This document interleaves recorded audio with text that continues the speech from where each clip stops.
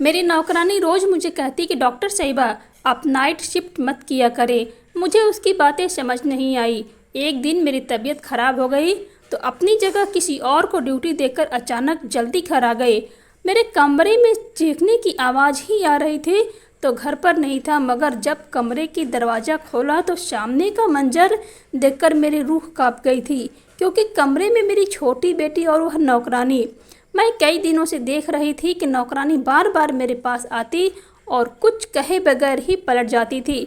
जब मैं उसे 3-4 बार यही करते देखा तो एक दिन मैंने उसे पूछ लिया कि सुमित्रा, सब ठीक तो है ना? तुम्हें कोई बात करनी है? मुझे लगा कि शायद उसे पैसों की ज़रूरत होगी, क्योंकि अक्सर गरीब लोगों का यही ही समस्या रहती है कि उन्हें हर वक्त बस पैसे की ज़रूरत होती है। तो मैंने इसीलिए उसे पूछ लिया था कि पैसे की ज़रूरत तो नहीं। सुमित्रा कहने लगी कि नहीं मैडम जी, मुझे पैसों की ज़रूरत नहीं है, बल्कि लकीरें दिखाई दे रही थी कि मैंने उसे कहा कि सुमित्रा जल्दी बताओ, मुझे हॉस्पिटल के लिए देर हो रही है। सुमित्रा कहने लगी कि बस मैं आपसे यही कहना चाहती हूँ कि आप नाइट शिफ्ट मत किया करें।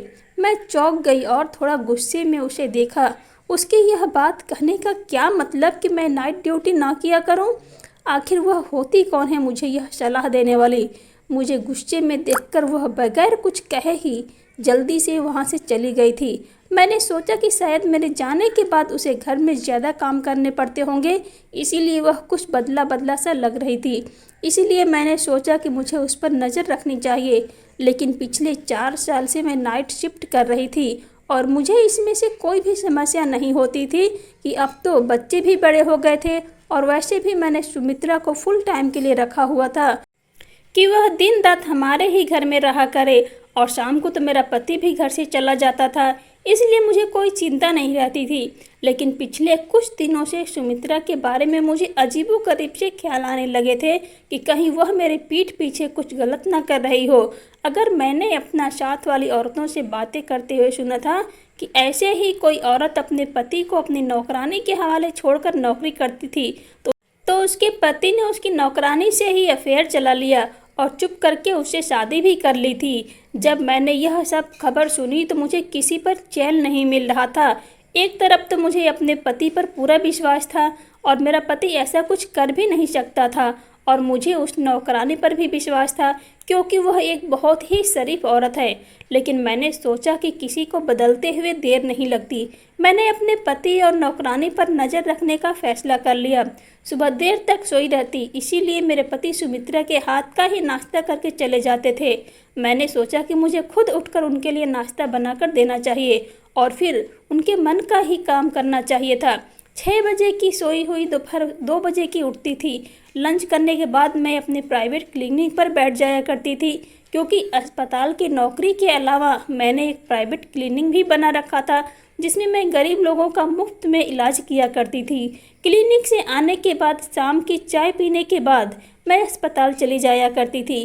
कभी कभी मेरे पति मुझसे शिकायत भी करते थे कि तुमने तो अपनी ज़िंदगी में इतना बिजी कर लिया है कि उसमें मेरे लिए टाइम ही नहीं है। आखिर मुझे भी तुम्हारी ज़रूरत महसूस होती है। लेकिन मेरे पति बहुत अच्छे थे, मैंने उन्हें जल्दी से मना लिया करती थी और वह भी मेरी बात को समझ जाया करते थे। जिंदगी का यही रूटीन चल रही थी कि कुछ दिन यूं ही सुकून से गुजर गए थे। मुझे ऐसी कोई भी बात नज़र नहीं आई थी और मैं भी सुकून से थी। लेकिन सुमित्रा एक दिन फिर मेरे पास आई और कहने लगी कि मैडम जी, आप मेरी बात माने तो आप अपनी ड्यूटी दिन के समय करवा लो। आपके जाने के बाद आपके किए की सज़ा मुझे भुगतनी पड़ती है। इस बार वह बहुत गुस्से से कह रही थी और अपनी बात खत्म करके वहाँ से जा चुकी थी। उसकी बात सुनकर मैं तो हैरान रह गई थी कि मेरे हिस्से की सज़ा क्या मतलब था। कहीं वह मेरे हिस्से का समय मेरे पति के साथ तो नहीं गुजार रही थी? यह सोचते ही मेरे कदमों तले से ज़मीन जैसे सिरकने लगी थी। मेरा जो विश्वास था मेरे पति के ऊपर, वह डगमगाने लगा था। लेकिन फिर मैंने सोचा कि नहीं, ऐसा नहीं हो सकता, वह ऐसे ही कह रही होगी। लेकिन फिर भी मुझे जानना चाहिए कि आखिर उसकी इस बार इज्जत के पीछे मकसद क्या था कि मैं नाइट शिफ्ट ना करूं, दिन की ड्यूटी कर लूं। मैं एक डॉक्टर थी और मैंने सारी ज़िंदगी ईमानदारी से काम किया था और कभी किसी का एहसान नहीं लिया था। अस्पताल वाले जो भी ड्यूटी लगाते थे, खुशी से वह पूरे लगन से उसको निभाती थी। अभी भी नाइट शिफ्ट के लिए बात कर रखी थी कि मैं नाइट ड्यूटी कर लूँगी, मुझे इसमें कोई दिक्कत नहीं है और अब इसे मैं अचानक से नहीं छोड़ सकती थी, मेरी इज्जत खराब हो जाती। इतने सालों से मैं मेहनत से काम कर रही थी और कभी भी मैं अपनी बात से मुकरी नहीं थी। पूरे स्टाफ को मेरे ऊपर बहुत ज़्यादा भरोसा था, लेकिन मैं इस तरह से अपने घर को तोड़ना भी नहीं चाहती थी। मैंने सोचा कि कुछ न कुछ तो करना ही होगा। सुमित्रा मेरे घर पर पिछले 1 साल से नौकरी कर रही थी और एक अरसे दौरान ना जाने तो मुझे कोई शिकायत हुई थी। वह एक विधवा औरत थी जिसके 2 बच्चे थे, जिनको पालने की खातिर वह मेरे घर पर नौकरी करती थी। मैंने उसे नौकरी के पहले ही कह दिया था कि तुम्हें 24 घंटे के लिए यहीं पर रहना होगा। उसके बच्चों की टेंशन नहीं थी क्योंकि उसके बच्चे की देखभाल करने के लिए उसके माँ बाप थे और वह गांव में रहते थे। वह अकेले ही हमारे घर पर रहती थी। जो भी तनख्वाह उसको मिलती थी वह अपने गांव अपने बच्चों की देखभाल के लिए भेज दिया करती थी। हालांकि मैंने उसे कई बार कहा भी था कि अगर तुम चाहो तो अपने बच्चों को भी यहाँ पर बुला सकती हो, जहाँ तुम रहती हो वहाँ पर तुम्हारे बच्चे भी रह लेंगे, मगर न जाने यह बात सुनकर वह मना कर देती थी। उसके साथ समय बहुत अच्छा गुजर रहा था। आज तक उसने कभी भी कोई भी शिकायत नहीं की थी, लेकिन अब पिछले कुछ दिनों से मैं देख रही थी कि उसका बिहेवियर कुछ अजीब सा हो गया था। कहने लगी कि मैडम जी, अपनी ड्यूटी दिन के समय रखवा लो, रात को आप घर पर रहा करो। मुझे कुछ समझ नहीं आती थी आखिर रात को ऐसा घर पर क्या होता था जिसकी वजह से वो इतना घबराकर मुझे बात कहती थी। एक दिन ऐसा हुआ कि मैं ड्यूटी पर थी। अचानक एक नर्स मुझे जाकर कहने लगी कि कोई औरत है, बड़ी दूर से आपसे मिलने आई है। मैंने पूछा, इस वक्त मेरी ड्यूटी इमरजेंसी में थी? तो वह कहने लगी कि नहीं, वह आपकी कोई रिश्तेदार है। मैं हैरान होते बाहर आई तो मेरी कौन सी रिश्तेदार इस वक्त मुझसे मिलने आई है। मैं बाहर गई तो एक अनजान औरत को सामने खड़ा पाया। मैं हैरत से उसे पूछा कि आप कौन हो और मुझसे क्यों मिलना चाहती हो? तो वह कहने लगी कि आप डॉक्टर सौम्या हैं। मैंने कहा, हाँ जी, मैं डॉक्टर सौम्या हूँ। मेरी बात सुनकर उसे एकदम से मोबाइल का कैमरा निकाला और मेरी तस्वीर खींचकर अचानक से वहाँ से भाग गई। तो कुछ सेकंड के लिए समझ नहीं आया कि मेरे साथ क्या हुआ था और जब तक मैं समझती वह मुझसे दूर भाग चुकी थी। मैं जल्दी से उसके पीछे भागी, उससे पूछूं कि वह क्या बनाई है, आखिर वह कौन है, लेकिन वह बहुत तेज़ी से भागती हुई मुझसे बहुत दूर जा चुकी थी। मैं परेशान होती हुई वापस आ गई और सोचने लगी कि भगवान, यह मेरे साथ क्या चल रहा है? कौन थी वह औरत और यहाँ क्यों आई थी? पता नहीं क्यों मुझे बहुत बड़ी गड़बड़ का एहसास हो रहा था, जैसे कुछ बुरा होने वाला था। मेरी छठी इंद्री बार बार मुझे इशारा दे रही थी कि शायद मेरी ज़िंदगी में कुछ तो बहुत गलत होने वाला है। मैं यह बात जानती थी कि मैं अपने घर वालों को, अपने पति को बहुत नज़रअंदाज कर रही हूँ, क्योंकि रात को ड्यूटी बहुत थका देने वाली होती है और सुबह तक लेट से उठती हूँ। जब मैं सोकर उठती हूँ तब तक मेरे पति ऑफिस के लिए निकल चुके होते थे और जब रात को ड्यूटी पर जाना होता था तब वह ऑफिस से नहीं आए होते थे। अजीब सी ज़िंदगी हो गई थी। काफ़ी दिनों से मेरे पति से मेरी बातचीत तक नहीं हो पा रही थी। मुझे इस बात का एहसास हुआ तो मैंने फ़ौरन से अपना मोबाइल निकाला और अपने पति को कॉल किया। मैंने सोचा कि कम से कम फ़ोन पर ही अपने पति से बात कर लूं, लेकिन मेरे पति ने फ़ोन नहीं उठा रहे थे। फिर मैंने उनके ऑफिस का नंबर पर कॉल किया तो उनकी सेक्रेटरी ने बताया कि वह तो पिछले कई दिनों से दफ्तर ही नहीं आ रहे थे। सेक्रेटरी की बात सुनकर तो मुझे हैरानी सी रह गई थी। मुझे तो कुछ खबर ही नहीं थी और वह दफ्तर भी जा रहे थे या नहीं। लेकिन परेशानी वाली बात तो यह थी कि रोज़ाना घर से दफ्तर के लिए निकलते थे, लेकिन फिर ऐसे वह कौन सी जगह जा सकते थे। अगले दिन मैंने सोचा कि मैं छुट्टी कर लेती हूँ। जब मैं यह बात घर में बताई तो सब बहुत खुश हुए। खास तौर पर मेरी नौकरानी सुमित्रा के चेहरे पर तो खुशी के हाव भाव नजर आ रहे थे। रात का खाना खाकर फ्री हुई तो मैंने ऐसे ही टहलने के लिए बाहर आ गई तो मैंने देखा कि सुमित्रा किसी से फ़ोन पर बात कर रही थी और वह किसी को बता रही थी कि मैडम जी आज घर पर है, शुक्र है आज मेरी जान छूट गई, वरना उनके हिस्से की सज़ा भी मुझे भुगतनी पड़ती थी। और जब मैं उसके करीब गई तो वह जल्दी से अपना फ़ोन बंद कर दिया और मैंने उसे पूछा तो वह कहने लगी कि किसी से भी नहीं, बस अम्मा से अपने बच्चों के हाल चाल पूछ रही थी। मुझे अब सुमित्रा के बारे में शक हो चुका था। यह कोई तो खिचड़ी ज़रूर पक रहा था।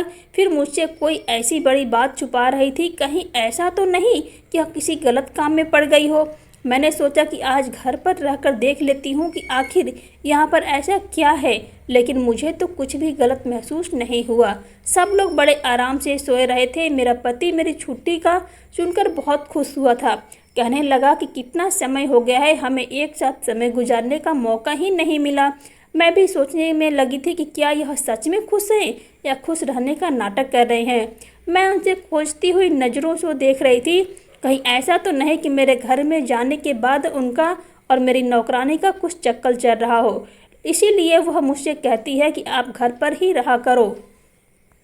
मेरी एक बेटी और एक बेटा था। बेटी कॉलेज पढ़ती थी, बेटा छोटा था, वह स्कूल जाता था। इस घर में बस हम 4 लोग ही रहते थे। मेरा ख्याल था कि इतने सारे लोगों के लिए सिर्फ एक ही नौकरानी काफ़ी है। इसीलिए मैंने कभी भी सुमित्रा के अलावा किसी और को रखने के बारे में सोचा ही नहीं। और अगर 1-2 बार मैंने अपने घर वालों से पूछा भी कि कोई और नौकरानी रख लूं, तो सबने सुमित्रा के बहुत तारीफ करते हुए कहा था कि उसके होते हुए कोई परेशानी नहीं हो सकती, फिर क्या ज़रूरत है कोई दूसरी नौकरानी रखने की। मैं भी सुकून से रह गई थी। लेकिन कुछ दिनों से मैं देख रही थी कि सुमित्रा और मेरी बेटी रिया आपस में कुछ ज़्यादा ही प्यार से रहने लगे थे। रिया हर वक्त सुमित्रा के आसपास रहती, कभी उसके कमर में बाहें डालकर खड़ी होती, कभी उसके गालों पर प्यार कर रही होती। मुझे यह देखकर बहुत अजीब लगता था, आखिर वह सुमित्रा को इतना प्यार क्यों करने लगी थी। मैं यह भी देख रही थी कि रिया तो सुमित्रा के करीब जाने की कोशिश कर रही थी, उसे प्यार करने लगी थी, कोशिश करती थी, लेकिन सुमित्रा उससे दूर भागती थी। उस दिन मैंने पूरा दिन और पूरी रात घर पर रहकर देख लिया था। अस्पताल भी नहीं गई थी और क्लिनिक पर भी नहीं बैठी थी। मुझे अभी भी सब कुछ नॉर्मल दिखाई दिया था, सिवाय इसके कि मेरी बेटी रिया और सुमित्रा कुछ ज़्यादा ही करीब होने की कोशिश कर रही थी। लेकिन मैं इस बात को इग्नोर कर दिया। हो सकता है मैं तो घर पर रहती नहीं हूँ, सिर्फ सुमित्रा ही घर पर होती है, तो सुमित्रा से उसका दिल लगी हो गया होगा, फिर कोई और बात नहीं थी। घर पर रहकर देख लिया था, लेकिन कुछ भी ऐसा नहीं था कि अंदर ही अंदर आप चिढ़ गई थी। सोचा पता नहीं सुमित्रा ने ड्रामा कब खत्म होगा। और अगले दिन दोबारा मैं अपनी रूटीन के अनुसार अपनी नाइट ड्यूटी स्टार्ट कर ली। अब मैं सुबह जल्दी उठ गई थी, क्योंकि शाम को मुझे अपनी एक दोस्त के बर्थडे पार्टी में जाना था, तो मैंने सोचा कि उसके लिए कोई गिफ्ट लेकर चली जाऊंगी। मैं यही सोचकर बाजार गई और मुझे एक जगह पर रुकना पड़ा, क्योंकि सामने का मंजर देखकर मेरा दिल एकदम पत्थर सा बन गया था। क्योंकि मेरा पति एक अस्पताल के अंदर जा रहा था, उसे कोई तकलीफ भी नहीं थी। मैं भी उसके पीछे पीछे अस्पताल चली गई। मैंने देखा कि वह अंदर कमरे में चला गया और खिड़की के अंदर झांक कर देखा तो वह एक औरत को कुछ पैसे दे रहा था, और औरत को पहचान भी नहीं पा रही थी, क्योंकि उस औरत की पीठ मेरी तरफ थी। और औरत को पैसे देने के बाद और उसे हाथ में लाकर मेरा पति जल्दी से बाहर चला गया। उसके बाद उस औरत ने किसी को फ़ोन किया और थोड़ी देर बाद जो औरत आई, उसे देखकर मैं आंखें झपकाना भूल गई थी। फटी फटी आंखों से उसको देख रही थी। वह औरत कोई और नहीं बल्कि सुमित्रा ही थी। उस औरत ने सुमित्रा को कुछ पैसे दिए, सुमित्रा ने उसका धन्यवाद किया और वहाँ से चली गई। आखिर यह सब क्या था, मुझे कुछ भी समझ नहीं आ रहा था। मेरे पति ने पहले ही उस अनजान औरत को पैसे दिए और फिर उस अनजान औरत ने मेरे पति के दिए हुए पैसे में से कुछ पैसे सुमित्रा को दिए। आखिर यह सब चक्कर क्या था। और जब उस औरत ने मेरी तरफ चेहरा घुमाया तो मैं दंग रह गई थी कि उस औरत को कैसे भूल सकती थी, जिसने दिन गुजर जाने के बावजूद उसका चेहरा मेरे दिमाग में फिट हो गया था। यह तो वही औरत थी जिसने उस दिन मेरी तस्वीर खींच ली थी और भाग गई थी। इसका मेरे पति के साथ क्या संबंध था। मैंने सोचा कि मैं अभी जाकर उससे पूछ लेती हूँ, लेकिन इससे पहले मैं उस औरत के पास जाती, कोई और दूसरा आदमी आया और एक दूसरे के हाथ में मिलाते हुए वहाँ से चली गई। यह सब देखकर अब मुझे पक्का विश्वास हो गया था कि ज़रूर मेरे खिलाफ कोई साजिश हो रही है, और इसमें मेरा पति भी, मेरा नौकरानी सुमित्रा भी शामिल थे। मैंने फैसला कर लिया था, आज मैं इन दोनों को रंगे हाथों पकड़कर ही रहूंगी। रात को जब नाइट ड्यूटी की जाने लगी तो उस समय तक मेरे पति घर पर आ चुके थे और मुझसे कहने लगे कि मैं भी तुम्हारे साथ ही निकलता हूँ, मुझे एक ज़रूरी काम से शहर बाहर जाना है। मैं परेशान हो गई, अगर यह घर पर ही बाहर रहेंगे तो मैं इन्हें रंगे हाथों कैसे पकड़ूंगी। लेकिन फिर मैंने सोचा कि चलो कोई नहीं, आज नहीं तो फिर किसी और दिन मैं हकीकत मालूम करके ही रहूँगी। अस्पताल में भी अपने ख्यालों में ही खोई रही थी। सोच सोच कर मेरा दिमाग फटने लगा। मेरे सर में तेज़ दर्द होने लगा। सर्जन डॉक्टर राउंड पर आए तो मेरी ख़राब तबीयत देखकर कहने लगे कि मेरा ख्याल है कि आप नाइट ड्यूटी नहीं दे सकेंगे, आप घर चले जाना चाहिए। सर में इतना तेज़ दर्द था कि मुझे लगा था कि मैं यहाँ अब ज़्यादा देर तक नहीं रुक पाऊँगी, वरना मेरी तबीयत ज़्यादा ख़राब हो जाएगी। मैं अपनी जगह किसी और डॉक्टर को ड्यूटी दी और बगैर बताए ही घर चली आई।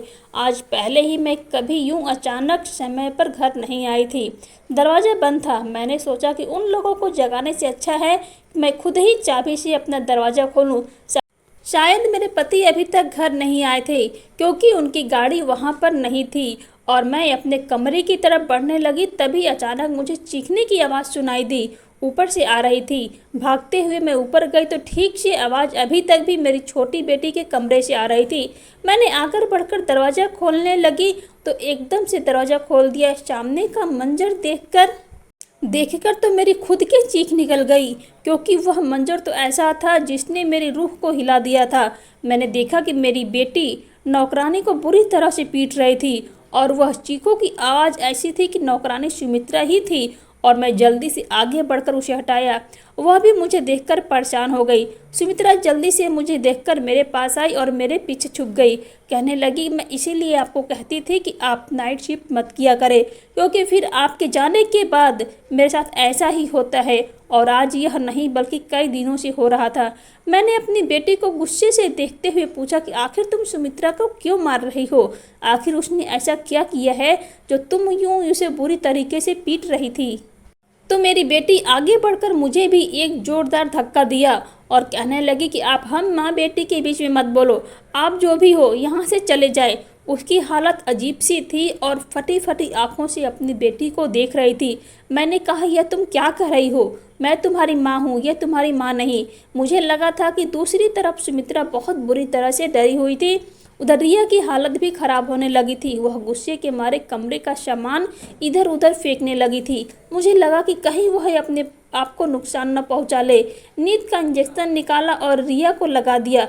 बहुत ज़्यादा परेशान हो चुकी थी। मुझे समझ नहीं आ रहा था कि आखिर यह सब क्या हो रहा था। मैंने पूछा कि यह सब क्या है और कब से हो रहा है और तुमने मुझे बताया क्यों नहीं?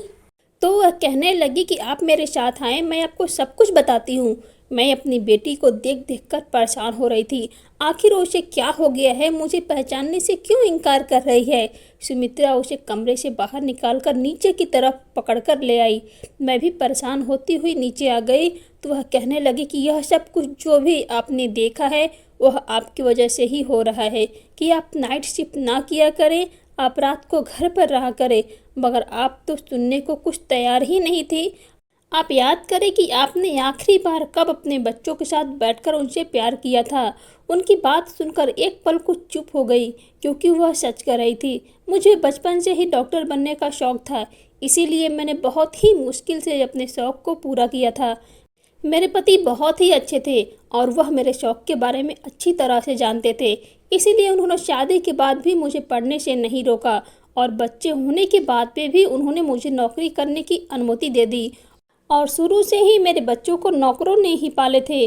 मैं भी पूरी कोशिश करती थी कि अपने बच्चों को समय दे सकूं, लेकिन एक डॉक्टर होने के नाते मेरी बहुत ही ज़्यादा जिम्मेदारियां होती थी और मेरा ज़्यादातर समय अस्पताल में ही गुजरता था। लेकिन उसके बावजूद मैं हमेशा कोशिश की थी कि अपने बच्चों को एक अच्छी परवरिश दूँ और उन्हें अच्छी शिक्षा दे सकूं। हालांकि मैं उन्हें ज़्यादा समय नहीं दे पाती, मगर इसका यह मतलब तो बिल्कुल भी नहीं था कि मैं उन पर ध्यान नहीं देती थी और उनसे प्यार नहीं करती थी। मेरी नौकरानी कहने लगी कि रिया धीरे धीरे डिप्रेशन का शिकार होने लगी थी। उसे माँ बाप के प्यार की सख्त ज़रूरत थी, जो उसे नहीं मिल पा रहा था, क्योंकि उसके माँ बाप के पास तो उसके लिए समय ही नहीं है। मगर वह छोटी है, कॉलेज में गलत संगत में पढ़कर गलत आदतों का शिकार हो गई है। उसे माँ की प्यार की ज़रूरत होती है, जो उसे नहीं मिल पा रहा। वह दिमागी मरीज बन गई है और अपने अंदर की भड़ास और गुस्सा मुझको मार पीट कर निकालती है। उस समय उसे लगता है कि वह उसकी माँ हूँ और वह क्योंकि आपसे कोई भी शिकवा नहीं कर पाई, आपको कुछ भी नहीं कह पाई, इसलिए वह मुझे ही अपनी माँ समझते हुए मुझ पर अपना गुस्सा निकालती है। और जब सुबह होती है तो वह मुझे सिर्फ माफ़ी मांगती है, बल्कि मुझे बहुत सारे पैसे भी देती है ताकि मैं आपको कुछ न बताऊं। मैडम जी, मैं गरीब हूँ। बच्चों का और अपने बूढ़े माँ बाप का पेट मैं अकेली पालती हूँ। रात को जो मारपीट और तकलीफ रहती है, सुबह आपकी बेटी मुझे पैसे देती है तो मैं सब भूल जाती थी कि रात को मैंने क्या तकलीफ सही थी। एक दिन तो जब रिया मुझे माफ़ी मांग रही थी और मुझे पैसे दे रही थी तो मैंने कहा, रिया तुम मुझ पर जुल्म करती हो, मुझे तुम्हारे पैसे नहीं चाहिए, मैं तुम्हारी माँ को सारी बात बता दूंगी। तुम पागल हो, तुम्हें तुम्हारी माँ पागल खाने में डाल देगी, तब तुम्हारी अकल ठिकाने आ पाएगी। पागल खाने का नाम सुनकर रिया डर गई और उसी डर से उसने मुझे धमकाना शुरू कर दिया कि अगर तुमने मेरी माँ को कुछ भी बताया तो मैं तुम्हारी जान भी ले लूँगी। रिया दिमाग की मरीज और धीरे धीरे उसे पागलपन के दौरे भी पड़ने लगे थे। इसीलिए मैं डर गई और आपको कुछ भी नहीं बता पा रही थी। आपको सारी बात तो नहीं बता सकती थी, लेकिन आपको यही कहती थी कि अगर आप घर पर रहा करें। मैंने सुमित्रा से पूछा, सुमित्रा यह सब कब से हो रहा है? सुमित्रा ने मुझे बताया कि मैडम जी, यह पिछले 1 साल से चल रहा है। रिया के व्यवहार मेरे प्रति कभी आग तो कभी पानी की तरह होता है। कभी कभी लड़ और प्यार से जिद करती है और कभी कभी अपना सारा गुस्सा मेरे ऊपर निकाल देती है, तो कभी सारी रात मुझे अपने मनपसंद खाने बनवाकर मेरे हाथों से खाना खाने की जिद करती है। वह सब कुछ एक छोटी बच्ची अपने माँ से चाहती है। वह मुझसे कहती है कि मैं उसकी माँ बनने का नाटक करूं और उसे सब कुछ खुशियाँ दूं जो एक माँ अपने बच्चे को देती है। और जब मैं उसकी जिद पूरी करने से मना कर देती तो वह गुस्से से पागल हो जाती है और मुझे पीटने लगती है। सुमित्रा की बातें सुनकर मुझे समझ आया कि सुमित्रा क्यों कहती थी कि मैडम जी, आपके हिस्से की सज़ा मुझे भुगतना पड़ती है, क्योंकि शायद वह सारा गुस्सा मेरे लिए होता था जो मेरी बेटी सुमित्रा पर निकाल देती थी। मैं तो कभी सोच भी नहीं सकती थी कि मेरे बच्चे के साथ यह सब चल रहा होगा, लेकिन मेरे पति का उस दिन औरत से मिलने का क्या प्लान था जिसने मेरी तस्वीर खींची थी, और यह सब सुमित्रा के अलावा और कोई नहीं बता सकता था। मैंने फ़ौरन उससे पूछा तो वह कहने लगे कि मैडम जी, आप तो मेरी कोई भी बात सुनने को तैयार ही नहीं थी। तो मैंने आपकी बेटी की जो हालत थी वह आपके पति को बता दिया।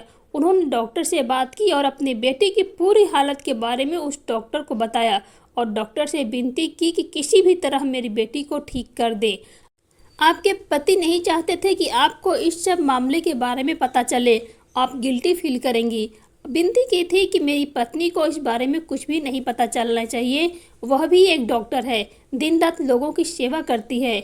आपके पति कह रहे थे कि मैं चाहता हूं कि मेरी पत्नी यह सब कुछ जानने से पहले ही मेरी बेटी ठीक हो जाए। उस डॉक्टर ने आपके हॉस्पिटल का एड्रेस लिया था और उस दिन भी आपके पति उस डॉक्टर को वही फीस दे रहे थे। मैंने डॉक्टर की मदद कर रही थी। मैं चली जाती थी, वह मुझसे आपकी बेटी के बारे में सवाल जवाब करती थी, इसीलिए मैंने उससे उस दिन मुझे कुछ पैसे दिए थे। उस दिन आपने हमें देख लिया होगा। एक दिन उस डॉक्टर ने मुझे बताया था कि मैंने तुम्हारी मालकिन से मिली थी और कुछ तस्वीरें ली है। मुझे हैरत हुई। मैंने उस डॉक्टर से पूछा कि क्यों, आपने मेरी मालकिन की तस्वीर क्यों ली है? तो वह कहने लगी कि अपने घर पर ध्यान देगी और अपने बच्चों पर भी ध्यान देगी। उसे लगेगा कि ज़रूर कुछ न कुछ खिचड़ी मेरे घर में पक रही है और वह अपने घर पर ध्यान देने लगेगी। मैं तुम्हारी मालकिन को सब कुछ नहीं बता सकती। तुम्हारे मालकिन ने मुझे कुछ भी बताने से मना कर रखा है, लेकिन इस तरह शक में पड़कर वह कुछ तो अपने बच्चों पर ध्यान जरूर देगी। सुमित्रा की सारी बातें सुनकर मुझे सब कुछ समझ आ गया था। मेरा सर शर्मिंदगी से झुक गया था। अपने शौक को पूरा करते करते मैं अपने बच्चों को, अपने परिवार को इग्नोर कर बैठी थी। मेरे 2 बच्चे थे और कैसे बड़े हुए मुझे कुछ पता ही नहीं था। मेरी बच्ची शुरू से ही अपने आप में मगन रहने वाली थी और मैंने कभी भी उस पर ध्यान ही नहीं दिया था जिसकी वह हकदार थी, लेकिन मैं क्या जानती थी कि उसका यह नतीजा निकल सकता है। उस वक्त मुझे समझ में आया कि हर माँ बाप को अपने करियर के पीछे इतना पागल नहीं होना चाहिए कि अपने बच्चों को इग्नोर कर दे। मेरे पति को मुझ पर बहुत मोहब्बत थी, इसीलिए वह नहीं चाहते थे कि मैं पछतावे की आग में जलूं। इसलिए वह खुद सारे मामले को डील करना चाह रहे थे, मगर मैं सब समझ गई थी कि शायद उस डॉक्टर के अलावा मुझे भी माँ का किरदार निभाना होगा। मैंने कुछ समय के लिए छुट्टी ले ली ताकि अपने घर वालों, अपने बच्चों को समय दे सकूं। और अब हम सब मिलकर मेरी बेटी को ठीक कर लिया है और मैं भी फिर से उस दिन के बाद दिन की ड्यूटी लगवा ली। अब मैं अपने परिवार के साथ खुशहाल ज़िंदगी जी रही हूँ। दोस्तों, मैं आशा करती हूँ कि आपको यह कहानी पसंद आई होगी। अगर आपको यह कहानी थोड़ी भी पसंद आई हो तो प्लीज़ हमारे चैनल को सब्सक्राइब करके कहानी को लाइक और वीडियो को शेयर ज़रूर कीजिएगा। इसी तरह का और भी कहानियाँ सुनने के लिए आप हमारे चैनल से जुड़े रहिए। बहुत जल्द मिलेंगे और एक नई कहानी के साथ। नमस्कार।